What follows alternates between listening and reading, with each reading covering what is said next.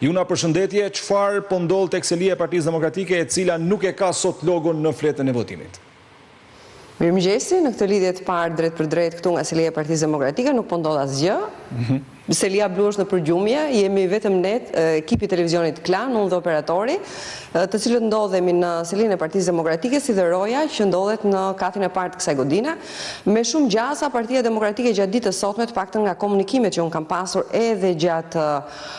ditës së djeshme, por dhe gjatë ditës së sotme, nuk do të ketë dalje për shtyp nga selia blu, vetëm drejtuesit politik të kësaj force ndodhen në ato qarqe ku po zhvillohen edhe zgjedhjet në 5 bashkitë e vendit. Nuk do të ketë, si kundër unë e thash, dalje nga selia blu, të paktën kështu është konfirmuar deri pak minuta më parë. Megjithatë, mbetet për tu parë nëse gjithë procesi do të shkojë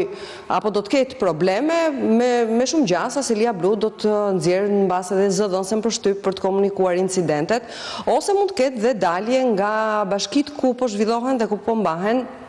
zgjedhjet e pjesëme lokale. Këto janë ato pak informacione që unë mund sjell këtu nga selia blu. Zoti Berisha nuk do të jetë gjatë ditës sotme në selinë e Partisë Demokratike, do ta ndjek gjithë procesin elektoral nga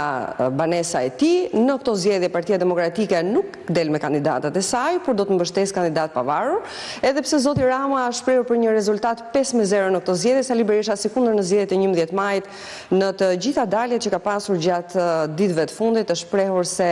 nuk presim ndonjë ndryshim të madh nga masakra elektorale e zgjedhjeve të mëparshme, kështu që me shumë gjasa dhe këto zgjedhje nuk do t'i njoh. E qartë, ndërkohë Joldis, për të ndalur pak tek drejtuesit politik, janë të shpërndar atje nga Partia Demokratike në zonat ku votohet, përveç Bujar Leskajt në Vlorë, i cili me sa e pam edhe publikisht para disa ditësh dha dorëheqjen nga drejtimi politik i partisë atje?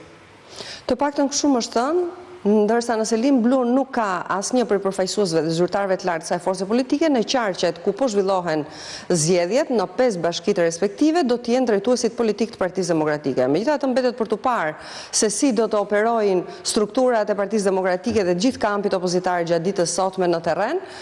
Ne këtu nga selia blu nuk kemi asnjë informacion tjetër për të dhënë dhe sikundër unë e thash, zoti Berisha do ta ndjek gjithë procesin nga banesa e tij. Mirë, faleminderit Joldis për informacionin që na përcollën në këtë komunikim të drejtë për drejtë.